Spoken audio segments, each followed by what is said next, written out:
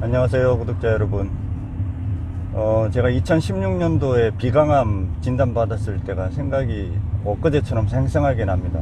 우측 비강암 3기였는데 수술 받는 날 아침에 그때 장면이 진짜 어제일 같아요.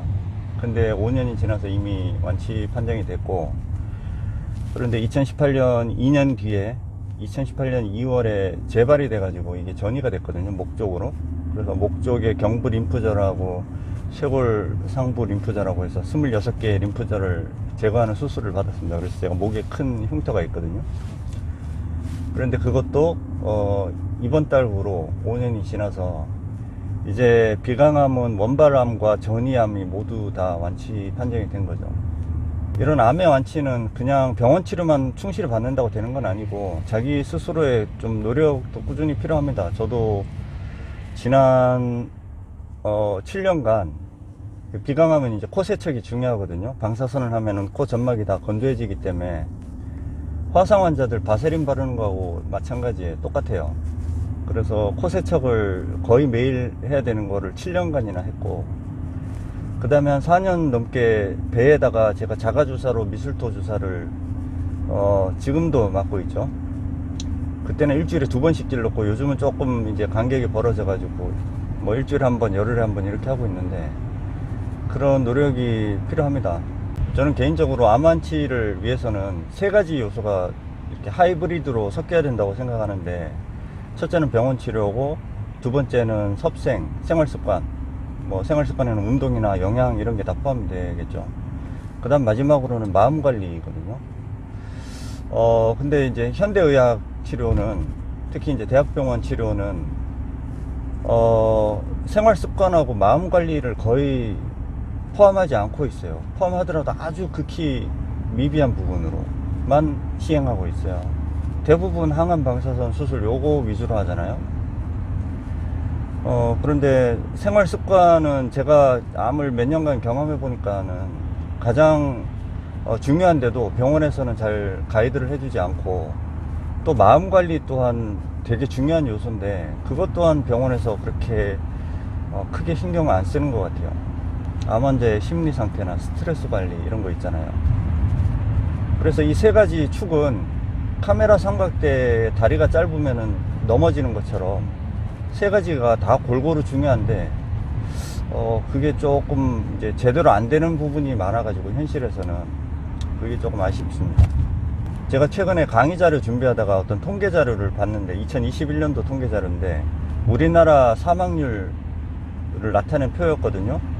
1위가 이제 연령별로 10대부터 70대까지 그 연령별로 이렇게 있는데, 10대부터 40대까지인가는 자살이 사망 원인 1위고 50대 이후로는 암인가 그랬어요. 그러니까는 그걸 보면서 참 되게 기분이 안 좋았는데, 우리나라 사람들이 그만큼 그 스트레스에 시달린다는 반증이에요. 자살도 그렇고 암도 결국은 스트레스의 그 어떤 결과물로 나타날 수가 있는 거잖아요. 그러면은 10대 이후로 전 생애를 걸쳐서 스트레스를 받으면서 산다 그 얘기잖아요.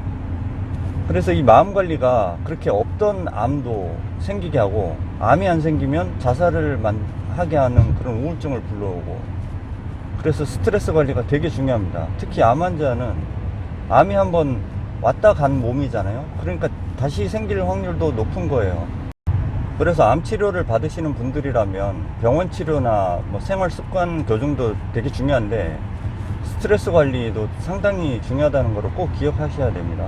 스트레스 관리는 뭐 여러 가지 방법이 있죠. 각자 하시는 방법들도 있을 테고, 뭐 종교적으로 조금 집중을 하신다거나, 아니면은 뭐 명상이나 요가 같은 어떤 그런 습관을 통해 가지고 스트레스 관리하시는 분들도 계실 거고 한데, 제가 생각하는 스트레스 관리의 기본은 하고 싶은 걸 해야 되고 하기 싫은 건 하지 말아야 되는, 그게 기본입니다. 딴 거 없어요. 그래서 좀 극단적인 얘기지만 직장 생활과 인간관계에서 스트레스 받으시는 분들은 직장 그만두셔야 되고, 뭐 가정주부 같은 경우에 집안일이나 밥상 노동 이런 게 스트레스시면 배달 반찬이나 배달 음식을 조금 시켜 주시더라도 가족들한테 양해를 구하고 그런 거를 조금 내려놓으실 줄 알아야 돼요. 그리고 여행 같은 걸로 힐링 받으시는 분들도 많기 때문에 지난 몇 년간 코로나 때문에 뭐 여행을 자주 해외로 못 나가고 이러시는 분들은 국내 여행이라도 좀 자주 다니셔야 되고, 또 평소에 해보고 싶었지만 어떤 여러 가지 여건 때문에 못 해본 것들도 꼭 한 번씩은 해보시는 그런 경험을 통해서 스트레스가 해소되고 자기 면역도 올라가고 이런 경험을 하실 수가 있는 겁니다. 이제 2월 달도 중반을 넘어서서 이제 봄을 향해 가고 있습니다. 올 한 해에는 많은 분들한테 회복의 축복이 있으시기를 바랍니다. 그럼 다음에 뵙겠습니다. 감사합니다.